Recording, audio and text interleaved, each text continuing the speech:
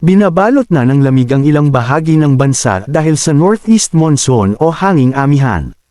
Pinakaapektado ng amihan ang Northern Luzon ayon sa PAGASA. Naitala ang pinakamababang temperatura ngayong Lunes sa Baguio 16.6 degrees Celsius, Tanay 20.9 degrees Celsius, Malaybalay 21.4 degrees Celsius, Abukay 22.0 degrees Celsius, Quezon City 25.2 degrees Celsius.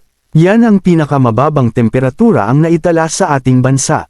Dahil parent sa amihan, delikado pa ring pumalaot ang mga malilit na sasakyang pangdagat sa baybayin ng Batanes, Babuyan Islands, Cagayan, Isabela, Aurora, Pangasinan, La Union, Ilocos Province. Nasa 2.8 to 5 meters ang taas ng alon. Heavy rainfall outlook. Maging alerto at handa sa inaasahang pag-ulan ngayong Lunes.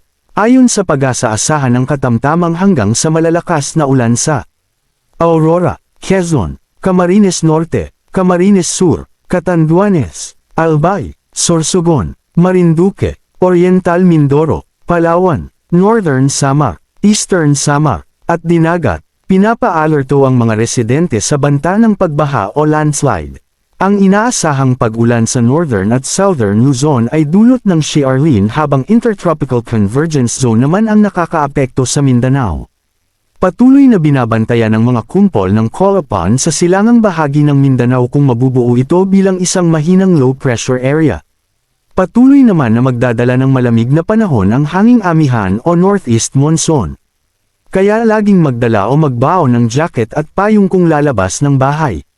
Manatiling nakatutok sa Weather Balita para sa bago pang updates. Don't forget to subscribe. Thank you for watching.